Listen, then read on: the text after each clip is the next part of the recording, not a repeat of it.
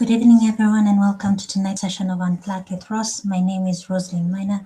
Tonight we are having episode 8, and the topic is Decoding the Generations, What Really Works at Work and Beyond. Tonight, I am really privileged to host Wycliffe Osoro. Wycliffe is the head of HR for Africa at Swissport. He brings more than 20 years experience ranging a vast variety of industries from Asian financial sector to oil and gas. He's very passionate about career growth, personal branding, and helping individuals navigate visibility and evolving workplace dynamics. Today, he is here to help us have a good in-depth discussion about decoding the generations. And it's very interesting because in the workplace you have all types of generations: millennials, Gen Zs, soon it will be Gen Alphas coming in, Gen X, boomers, you name it. Wycliffe, karibu sana. Thank you very much, Rosalind. Appreciate it. I'm so pleased to have you here, and I'm really looking forward to conversation because sometimes to some people it can be controversial, and for some it is, a topic that is very engaging. And as is the norm, I would like to cover a couple of statistics or interesting facts about different generations. Nearly 9 in 10 Gen Zs and millennials say purpose is key to job satisfaction. Work-life balance is a top priority, but many struggle to achieve it due to long hours and lack of flexibility. Around 56% of Gen Z and 55% of millennials live paycheck to paycheck. Top stress drivers are finances, family well-being, and job pressure combined. 54% of non-Gen Z workers describe Gen Z as lazy, but 59% of Gen Z believe they are professional, while only 8% of others agree. This disconnect isn't just behavior, it's perception. 50% of Gen Z and 43% of millennials have rejected work or employers based on values. 2 in 10 have already changed or industries to align with personal beliefs. This is a Deloitte study. And this shows that this isn't entitlement, it's intentionality. Last but not least, Gen Z is actively challenging traditional work norms, especially around boundaries and after hours. What we call disruption might just be recalibration. So as you can see, at the moment the workplace is heavy with the millennials, and sometimes there has been misconceptions. I remember back in the day when everyone will speak about the millennial discussion, and the same descriptions that are being given to Gen Zs is what happened with the millennials. So to start us off, Wycliffe, Yes. when you hear generational differences, where does your mind go first? Work or life? I think when I hear generational differences, my mind goes fast to life more than work. I think because work is just one of the lenses that we view people, and how how they show up, the value they bring. That's just one of the lenses that we look. So if I look at it, we really have narrowed down this conversation to be about work, but the generational differences are how people show up everywhere, not just at work. And the challenge with doing that is when you look at it and say that this is only at work, then you risk labeling people instead of understanding the context behind these generational differences. And I think to just sort of go behind and say, who are these generations? I know and why I think it's important to not only look at it in terms of the workspace. You start off with the silent generation, which is pre-1964, and I think this generation had different experiences when they grew up. I think if I think of, that's a generation that experienced, when you're talking about independence and the struggle for liberation of the country, they did experience that. they experienced what colonialism was, and they had different opportunities when it came to even how, you know, not just at work, the access to education, access to work, and there was certain nuances around that silent generation, and also the world wars and everything that did happen at that time. Then following that is the baby boomers who now, their parents have started working. And it really ties also with the revolutions that have been happening, the industrial revolution at that time. And this is also another generation. You're looking at 1946, 1964 to 1946 to 64. I sometimes get this mixed up, but this of course are they're experiencing the guys who have now are being born when independence is coming up, and there's certain openings that are happening, and so their circumstances around their life are also different. And then come the Gen X, who are the ones who are born between 1964 and 1980, and this also have had a different experience in the way they grew up, how their parents raised them. The country was now experiencing a lot of growth. Their parents were out to work a lot. Some of them lived in different towns with their parents. I mean, so this is one of the ways to look at them. Then come the next generation, which is your millennials, who are 1980 to 1996. Also now, there's the computers have started coming out, not really to the level that they are in the next generation, which is the Gen Zs. But then you see that they're also growing up in a very different time.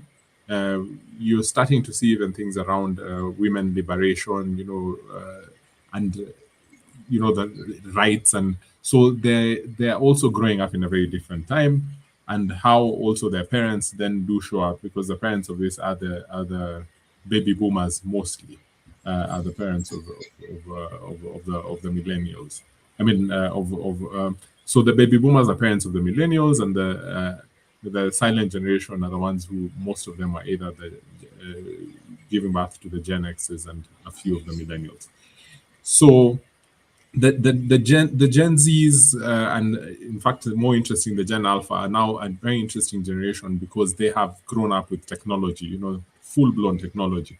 So their experiences are very different. Their parents have gone through times where there was very tough times, and they've had to fend, do a lot of side hustles and do a lot of things to be able to survive. So even how their parents do show up, they're more at work than the parents of previous generations were. They did have some time to actually spare to bring up their children. So all this, then there's another aspect. If you look at it from the workplace, then all these generations have entered the workplace in very different times, either in recessions or aggressive growth. So how they show up at work also has been very different, because some of them entered work when things were very different. I hear of the baby boomers and even some of the silent generation. When you finished campus, there were jobs waiting for you. And then for others now, there are actually no jobs. So it's a very interesting way to look at it. So in my understanding, generations are not just workplace categories. It's really life experiences, and these life experiences then do show up at work. So I think that's how I'd look at it. So generational differences, what comes to mind is really life, not necessarily work. Work is narrowing it too much. I like the fact that you've made it really clear. Work is a lens of life, so it's just one facet of an individual. And now, if we were to take a workplace lens, what's real or what's repeated in the organizations you've worked with, what have you actually observed across different generations? Not the headlines, but the day-to-day reality. Okay. So how people then show up at work is, sometimes it's less dramatic than people try and make it appear, that Gen Zs are showing up in this way, millennials. It's less dramatic than that happens. But it shows up in practical ways in terms of how people expect clarity. So from when you're making your communications in the organization, there's people who want extremely clear messaging, and it's also tied. You can sort of say certain generations would like what I say is, if you're writing this long-winded memos, chances are if you go and ask someone who's of a younger generation to what did they read in the memo, they probably have no idea. They say those many communications, but then there's a generation that was so used to this proper communication. The guys who read the newspapers and read every page of the newspaper are likely to then read the communications and understand the value of clarity. But also, that doesn't mean that the Gen Zs and the millennials do not require clarity. They just require clarity, but in a different way. Very succinct messaging that then comes to them, then they're able to understand. They also engage differently in terms of feedback. If I look at the younger generations, I'll tell you as it is. So, whereas we know the earlier generations would want to go around things because that's how they were brought up. That's how they engaged with life. You didn't directly, give feedback to your superiors. I mean, that was sort of unheard of in their time. So it does show up in the workplace because that is how you've experienced life. So when you come to the workplace, you do not want to either seek for feedback or give feedback. And then also in how they relate to authority. I mean, I did get into the workplace about 20 years ago, and I remember some of the organizations, in fact, majority of the organizations that I've worked for, everyone is on a first name basis, whether it's the CEO or but then there's other generations who are extremely uncomfortable with that, because even though you've said that is the organizational culture, you'll still find someone referring to someone as Mr. So-and-so, Sir. And so how then they relate to authority and the respect to authority is different with the different generations, but it's not so pronounced to say that it's really a generational issue. But I think once you're very clear in terms of your communication and covering the gaps that are there, then it does then show up. And I think the challenge usually in communication is just the ambiguity in organizations that then does show up as that generational conflict, but it isn't actually generational conflict. It's just that the way we've described people, they show up the way their life experience then shows up at work. So they expect certain things to go in certain ways. But so when there's ambiguity, then it seems like there's a bit of clash. But if there's clarity, then it makes things easier. I couldn't agree more, and particularly when you look at millennials and Gen Zs, how they communicate. They're very forthcoming with feedback. They are very straightforward. They'll actually avoid meetings and hope if it can be an email, the better. Just don't waste my time in a meeting.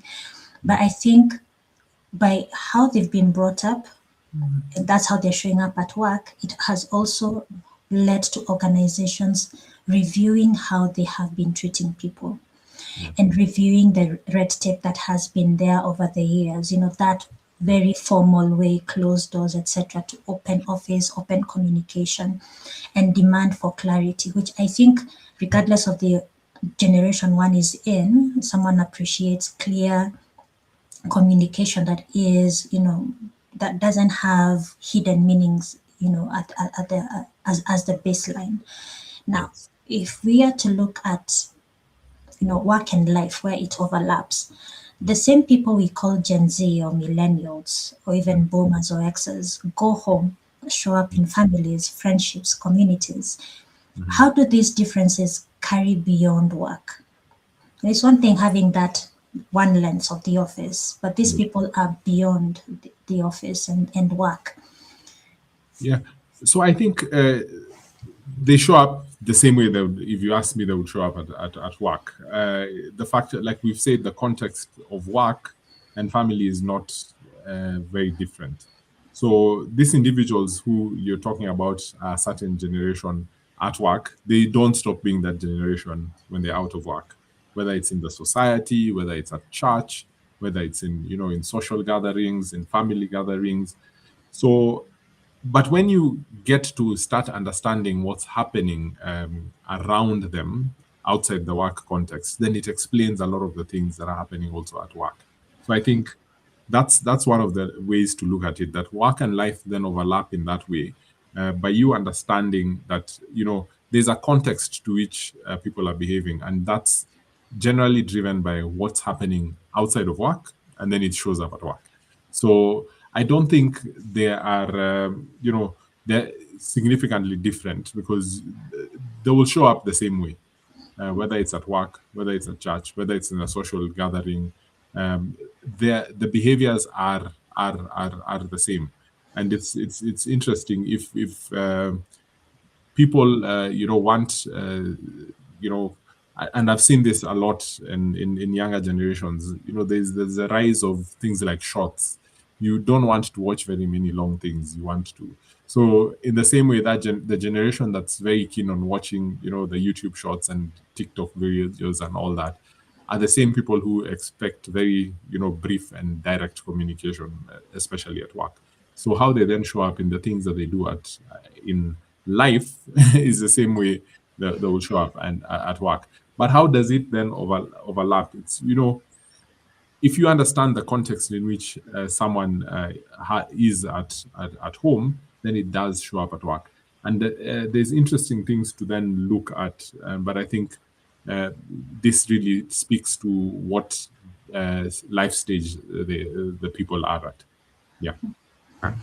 I like the fact that, there's that authenticity of these generations. It's Yeah. just that the environment they're in obviously will demand for them to show up slightly differently, but there's that consistency of how they are.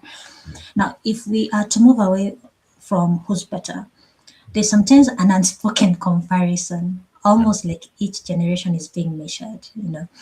Have you felt that tension in the workplace or social settings? Yeah. And sometimes it happens, especially HRs, when you're interviewing people, if from one gen to the next, the experience is different. What's your commentary on that?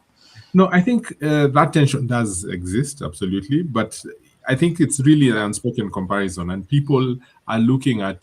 So if you're interviewing someone, you're placing yourself 20 years ago when I was doing my first interview. What are the things that I was doing? And you expect these guys to then show up in the way you are showing up. When it comes to performance at work, there's this slight comparison of when I was doing this, when I was, the HR assistant, or when I was, a clerk in the office. This is how I showed up at work. But you guys are not showing up at work like that. But the challenge with that is that no one likes to be measured, and also the other thing, I mean, the flip side is also okay, is also there, because the younger generations look at the older generations. You're not flexible enough. You're not adapting as quickly as you should. So then that comparison does exist, both sides. But the challenge with comparisons, then it creates defensiveness, because people now want to really defend their positions. And we really just need to move away from focusing on comparison and start focusing on, understanding the differences that are there between the different generations, and rather than comparing.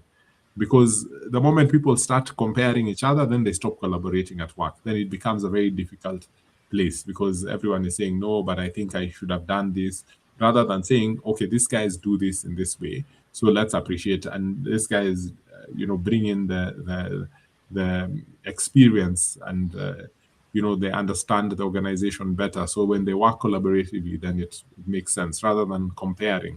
And that's when you start having progress within the organization. That brings about the point about how to break silos from one generation to the next. It is not a matter of us and they, it is an aspect of there are credible strengths in each generation that if we were to come together cross functionally, or regardless if you're in the same department or not, You can actually achieve more than when you are pointing us and they and we do better. That comparison, as you've rightly said. No one wants to be compared to the next. Yes. From experience, what do different generations tend to bring that genuinely adds value, whether teams, families, or communities? Yeah. So different generations bring different things. I mean, if I look at and it's very important that you sort of have a loop where the generations are feeding into each other. And one of the things that I'm very keen on, because the younger generation has been very good on tech, adaptability, AI, and all this, uh, they are able to, uh, do things a little bit faster than we were doing. But the older generation does have the experience, does have, certain, you know, and I would say in terms of the emotional intelligence, having experienced that a number of times, can be able to sort of sense check and help you, make the right decisions even when you're looking at speed and. So I think there's a way that you can do have some sort of reverse reskilling and reverse mentorship. So the older generation benefiting from how the younger generation uh, helps them, adopt technology, work with speed, open up, innovation, which is something that's very important. And then uh, that is then tempered with, moderated with the older generation's experience in terms of, having been in the organization and tried things many times. But because every generation is important, the perspective, the institutional knowledge, the resilience from the people who have been in the job much longer is very important to the younger generations who bring about adaptability, fresh thinking, and just the confidence to challenge the norms. So every generation is important, and the diversity across the generations is only valuable when there's interdependence working in the sort of loop that I was talking about. That and sort of it's like the infinity sign. It keeps looping, and that's something that's very important. I like what you've mentioned. That say a fair balance, the yin and the yang, where the young people are, they're agile, they're adaptive, they have speed. But then the older guys have, the sense checking, the moderation, Yeah. the balance to ask you, take a moment and think away from it. So that balance in itself brings about an environment where people can be who they want to be, but also not only think of the now, but long term, because then you have a balance of the different generations coming into play. Yes. Now, do you think we sometimes confuse where someone is in life with the generation they belong to? That's a very interesting one. I think, yes, there's a lot of confusion sometimes that then does come. Because if you think about life stages, and there's a comparison that has been brought, when you're very new in your career, you want to be very inquisitive, you want to get feedback, you want to learn. So this is showing up in the Gen Zs, it's showing up in the millennials as they get into work. But it was the same thing that was there for the boomers when they came to work. It was the same thing for the millennials when they came to work. So their life stage at that point, you're starting off, you finished campus or finished your college, you're getting into work, you have this desire, ambition to learn, ambition to grow.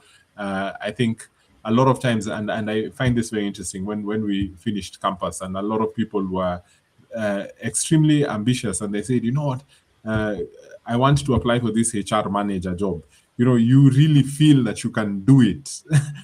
The same way the Gen Zs and millennials are saying now, they feel that they can do it. They feel that they can do your job. What are you talking about, this whole experience? So at the life stage that they are, you feel like you're invincible and you can do these things.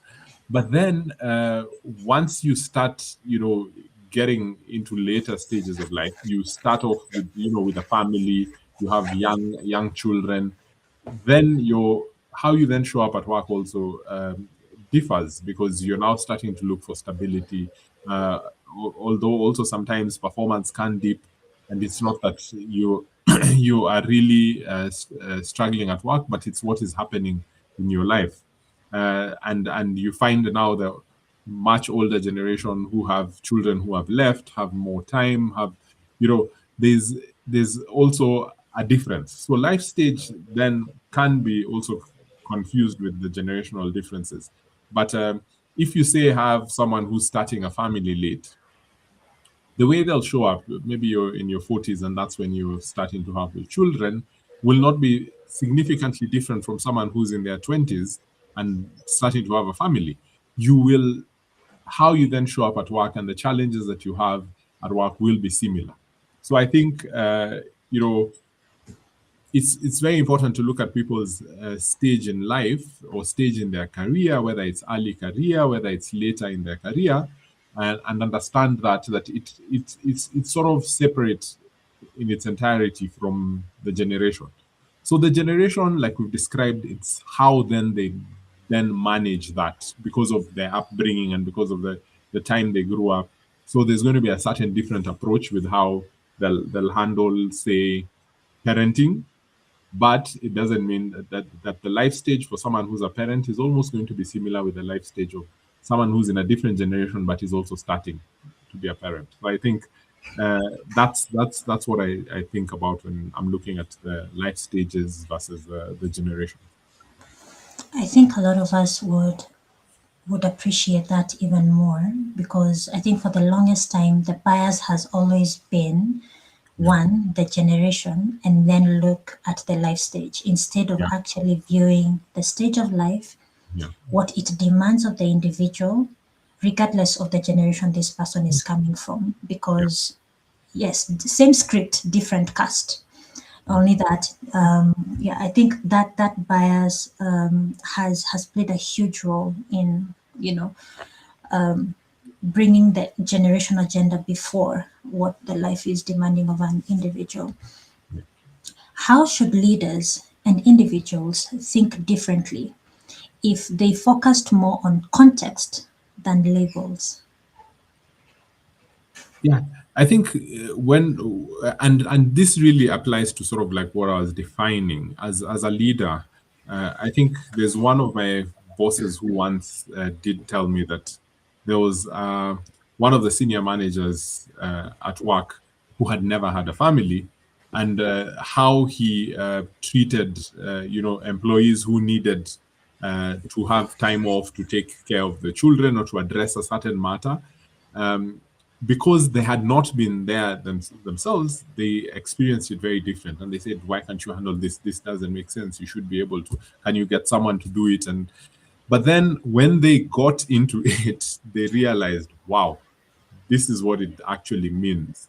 And so, because they've experienced that, so in leadership, then that context helps them now appreciate also when someone in their team is going through that, that they're able to support.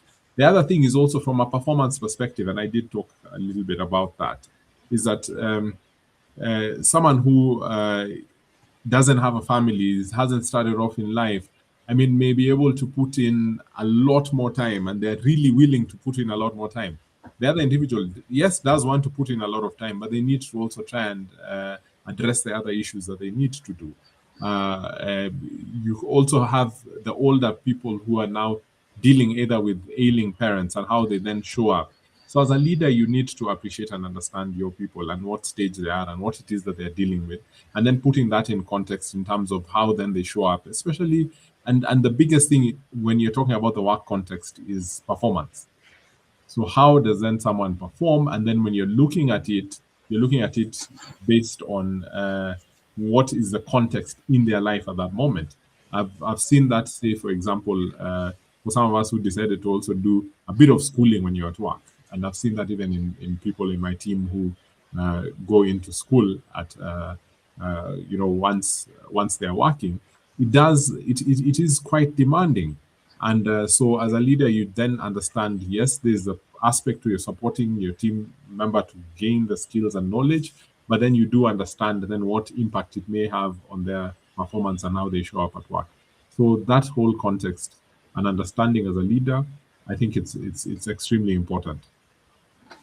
what comes clearly from what you've said is the need for, to be a human-led leader. You're not just looking at protocol, process, and tick boxes. You're actually seeing the person for who they are, putting everything into context, and therefore your decision or the action that you take is, say, like 360, because it's not just employee based. You're actually saying, yes, there's this that I need from you, but these XYZ factors are coming into play, and how does that impact how you show up or how you perform? And I think a lot of us would learn more or should appreciate that even more, that people are beyond that contract that they signed. They are human beings, and human beings are the ones that come to the office. So they must be supported in a human nature. Now, in the workplace, leaders play a role in shaping how generations interact. But outside of work, who takes on that role? But just come again. So in the workplace, you Yes. have, leaders play a role in shaping the generation. So in the office, you will do the mentorship, the coaching, Yeah. but away from, the workspace and the workplace environment, who takes the role? Who is going to guide? Who's going to shape? Who Yeah. is going to coach? Okay. Yeah, so I get you. So of course, within the workplace, leadership is very structured. You know who are the leaders, who's the manager, who's the supervisor, but then outside of it, it becomes very informal. So there are different people who you know uh, support you. Like you said, it shows up. It's the parents. Parents don't have a structured way, and this is how you address me. This is how you write. There's mentors. There's the church community. I mean, people are involved in sport and other things, and even sometimes even peers do guide you and help you. So in as much as there are those different gaps that are there, I think the people who help address this are those, your parents, your mentors, your peers, the community. All these guys do show up and are able to bridge the gaps that you have every day, and it looks similar to work, but it's less formal than it is at work. But then if you look at the more forward-looking and progressive organizations, you sort of bring that informality also within the organizations, and I like doing that myself in sort of coaching sessions with the team, and not just focusing on now we're just talking about work. No, let's talk about how you doing, what are the challenges you're facing, how can I help you, what issues do you need to address, and the closer that you are with your teams, you're able to support them with that. And so you take away that formality of leadership and having it too structured, like it may be in some workplaces, and having even reverse mentorship, because a lot of times we think that you're only learning from those who have been there longer than you, but there's a lot to also learn from people who are starting off, and because they have a different perspective in things. I like the fact that we are pushing for, reverse mentorship Yeah. in our everyday life. That means that we need to have an open mindset where you're open to feedback, not only from the seniors, but you're also open to listen to the ones that are younger to you. And I think it's important for us to make it clear that sometimes family is not defined by people that you're related to by blood, because there are people that are coming from dysfunctional backgrounds, and if you were to tell them to go back to their family setting, we would actually be destroying them than building them. So I think people need to define who or what your village is, Yeah. who those people are, and how they impact your life, hopefully positively. But I think it's important that, you're not restrained to your just blood relatives. Get your village, get your people, and grow that in that regard. What does bridging the gap look like in every day, not just in organizations? So I think, and I think we've really talked about how to bridge the gap. The gap is bridged really in terms of, and I did talk about the loop earlier on, how you depend on the different generations. Getting perspective, resilience, and institutional knowledge from the older generations, and the younger generations then bringing adaptability, fresh thinking, and confidence. That does help bridge the gap that is there. When you have this continuous loop, then it brings that interdependence. Because if there's no interdependence, then you're not able to bridge the gap. The gap can only get wider. So I think, the best way to then bridge the gap is to have the interdependence between the different generations, whether it's at work, whether it's at, even in our communities. Now, if I may touch on culture and culture, like organizational culture, so to speak. Yes, we have decks and beautiful, values and everything, either on walls and all that, but Yeah. culture is what people feel. Yeah. If we were to take generations into perspective, the various generations, how can we use the dynamism in generations to build stronger, formidable cultures, say in the workplace, even in the society, because we are all living interdependently. It's only that in the office it's defined, it's a legal entity. One is different to the next, but in essence, it's very much the same. How can we use the uniqueness of generations to build positive cultures? Okay. Before we go to the uniqueness of generations, I think for me, culture in organizations is how the leaders show up. That's my perspective of culture. So culture is not what is written on walls, like you've said, but it's how the leaders within the organization show up. Because how they show up then gets replicated to the rest of the organization. And so I see it in say a way of, if you have a leadership within or a leader within the organization who's not open to feedback, then the culture in the organization will be people will not want to give feedback. And aside from generations, and maybe we can touch a little bit on that, aside from generations, it's how you show up as a leader is what builds the culture. So there's no, and to be a bit even more controversial is that, a lot of times we are told, for those of us in people and culture and in HR, we're told that we're the ones who are to create the great culture in the organization. But yes, we do it, but how do we do it? By ensuring that we are sort of either a mirror or calling out the behaviors of our leaders and showing them how that then influences how the organization is. So the organization is nothing to do with there's those values, but you have to leave them. If you don't leave them as a leader, then you don't end up showing them. But then when it now comes to the generations, the different generations, identify with things differently. So what a certain generation, looks at as being, direct, another generation may look at being abrupt. So you also, as a leader, also have to be conscious about that, depending on which generation you're interacting with, and understand those nuances on how certain things may be viewed by the different generations when it comes to the culture that you're creating in the organization. So, I mean, you've seen some organizations where now, maybe the CEO wants to really be young and hip and whatever, and so that they can identify with the guys who are there, and they want to create that type of culture in the organization. But remember, there's also a generation that for them, they're like, work is a serious space. We don't come to play.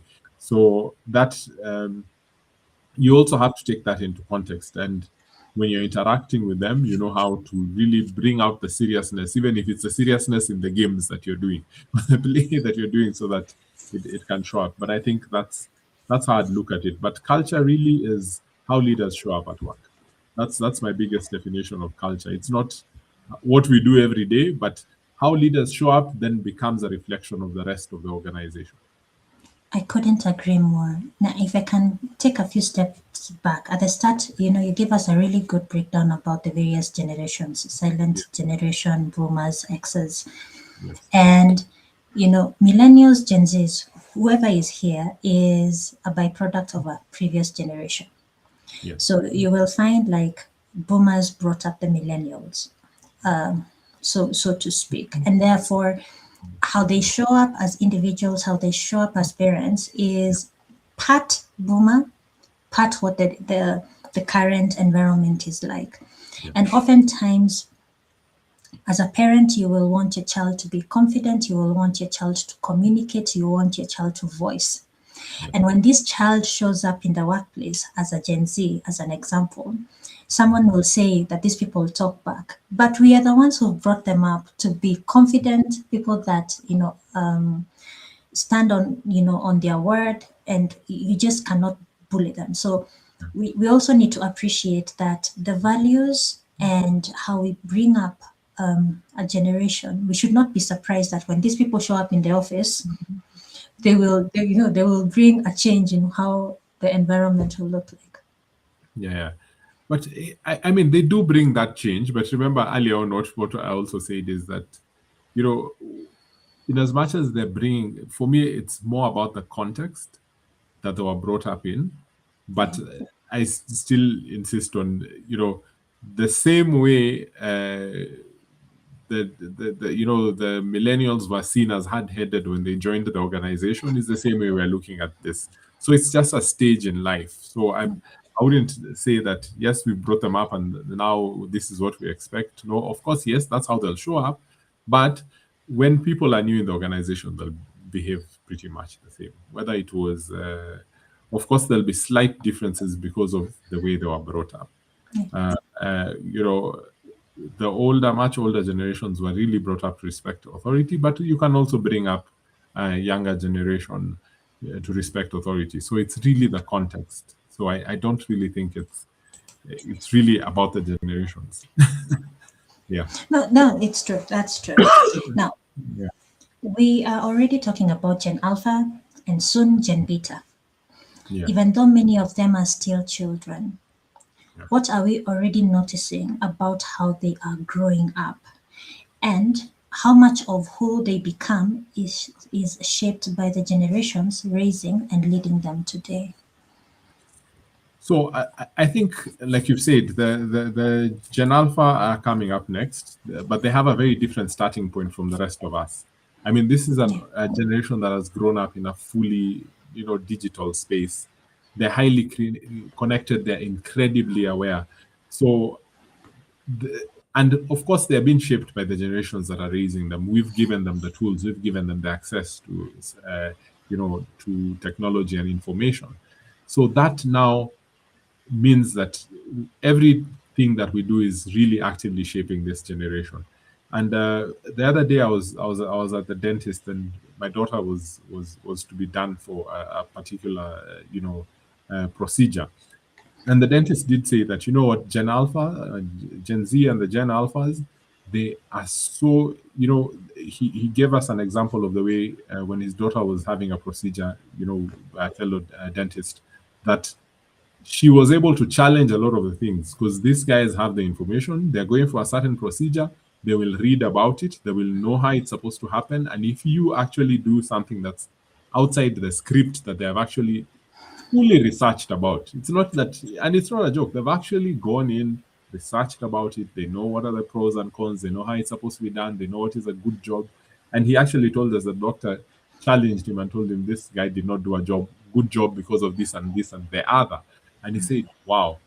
So I think everything that we do to the new generation, the alphas, the betas, whatever we do is actively shaping them. We're giving them the information. They have the opportunity to, challenge a lot of things. They're able to, so it's going to be a very different generation when they get to the workplace. Like I said, the context within which we're raising them is then going to show up in the workplace.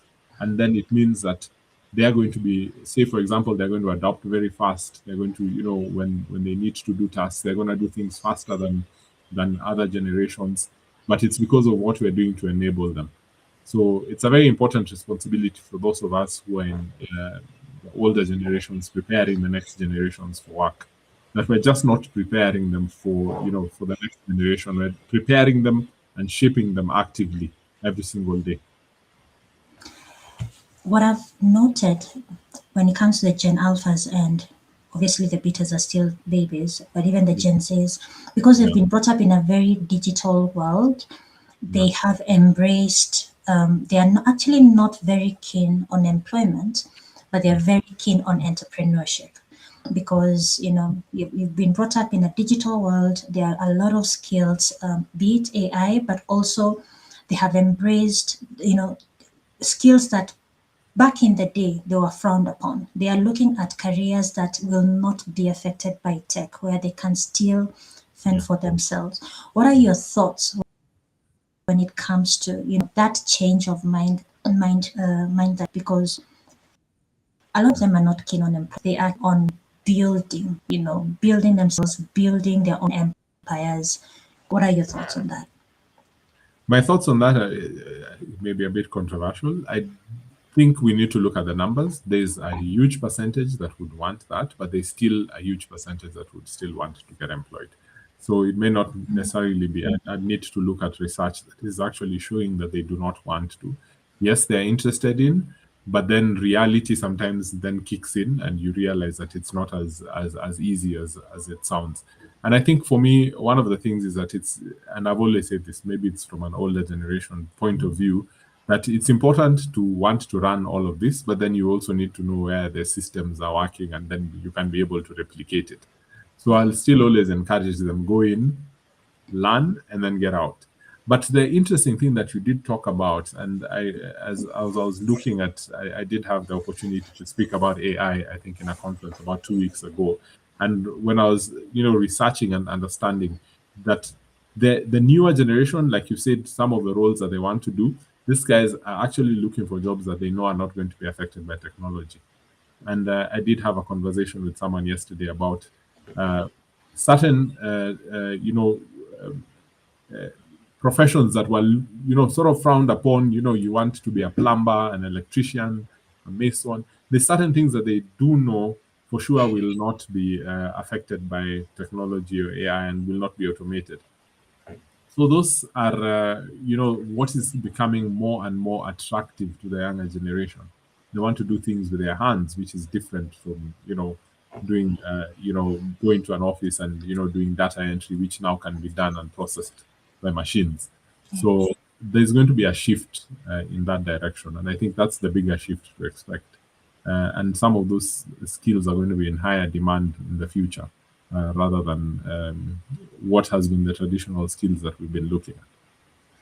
Well, it reminds me of, I think it's recent where the CEO of Ford was having a really hard time getting mechanics because, we've gone so heavy on tech, but now people that can actually work with their hands, it was a very huge shortage and it was like a crisis item for him.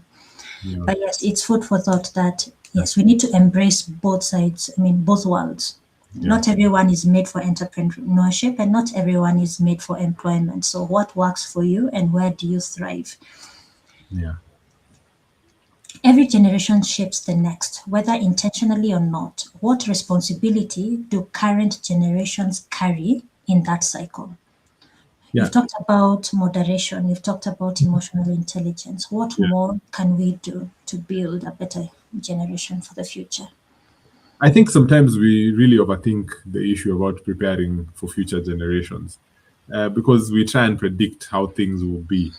But it's very difficult. I mean, if you asked about what would be the top careers in 2026, if you ask someone in 2000, they would miss the mark by a mile, because we've seen what is happening in terms of what is becoming, So I think what is becoming relevant in our generation. So I think what we need to do instead of trying to predict everything is to really just pay close attention and observe how the generations that are coming, how do they think, how do they learn, how do they interact, and then once you do that, then you can be able to prepare them for the future, uh, in terms of how they think, how they learn, how they interact. I think that's a very important thing, in terms of preparing for the next few generations. So the current generations really need to embrace that and understand the generations that are coming. And that's what, especially in leadership, that's what is going to keep you relevant as a leader. What would you hope the next generation says about ours? So, depending on where you fall, because everyone has an opinion about the silent generation, the boomers, the generation where they could make a living and they could buy houses with the salary that they earned. Obviously, inflation has come into play. So, what was of value back in the day and now, very different world. So, Yeah. what do you hope, say, a future Gen Beta or Alpha will say about the current generations that are I think around? what I would hope that they say is that we laid the foundation for them to build. So I would not want a generation to feel that, this generation destroyed everything that would have been for us. So I think the responsibility of how we lead today and how we show up is just creating, the right systems, the right norms, the right ways of thinking for the next generation. So if a generation comes and says, you guys didn't give us the opportunity to guide us and help us, be ready for the next, the future, I think that would be a tragedy. So the next generation is not just going to inherit how we, what we build, but it's how we think. So I think it's very important uh, to have that in our minds as we're preparing for the next generation.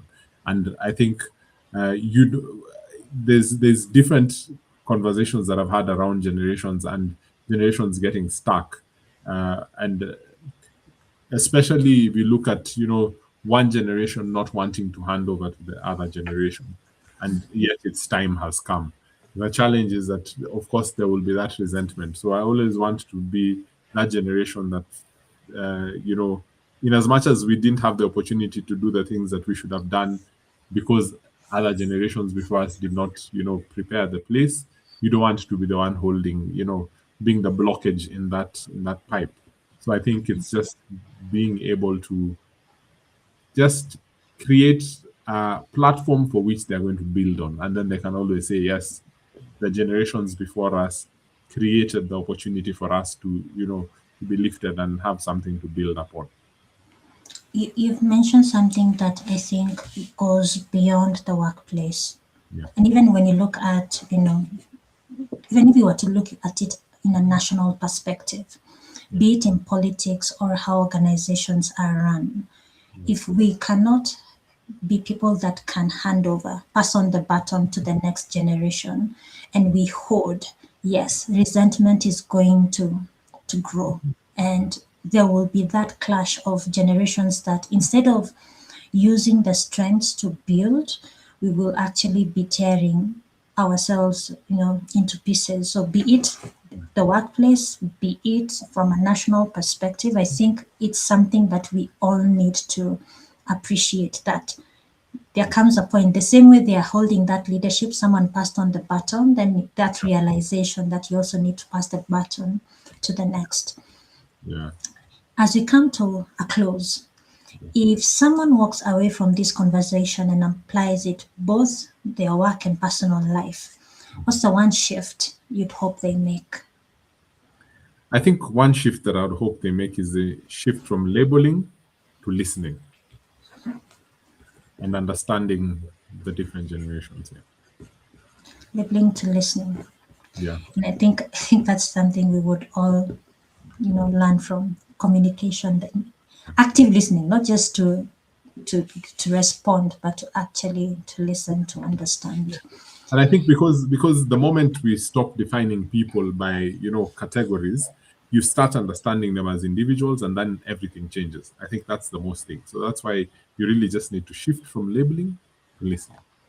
Listening. I think you've just covered the last question I had for you, which was, and if we stripped away the labels altogether, what do you think would see more clearly from each other? Yes, away from the labels, we are individuals. We need to understand the context and we need to appreciate that. And, again, when it comes even to matters of resentment, pass on the baton to the next. Yeah. I think you know at the crux of the matter, across every generation, people just want certain things. They want to do meaningful work. They want to have, to be understood, and they want to navigate the complex world with clarity. So, if we can be able to do that, I think that's where we should be. I couldn't Meaningful work, getting understood, and just navigating the complex world with the clarity. navigating with clarity. You have closed it out so certainly. Meaningful work, understanding, and navigating with clarity. I think it's something each and every one of us would benefit from, and it's, I think, something that each of us usually hopes is extended to us in one way or another. Yes. Wycliffe, I cannot thank you enough. I know you have a hard stop, and this has been very engaging. Thank you so much for taking us through the topic of the day, decoding the generations, what really matters at work and beyond. What are your final remarks as we come to the tail end of this session? I think I've really said it all. Yeah, Let's really shift from labeling to listen. That's it. Final remarks. final remarks. Listening When it and comes away to from the generations, yes. yes. Couldn't agree more. Thank you so much, Wycliffe. I appreciate your time and the feedback and insights that you've provided. I believe for those that joined us online via LinkedIn or YouTube, have walked away with insights that they can apply, not only from a work perspective, but also in their personal lives. Thank you very much. And to everyone that has joined us, appreciate your patronage and I hope to see you in the next session on Unplugged with Ross. Until then, I will see you next time. Thanks and good night. Hi, good night. Thanks.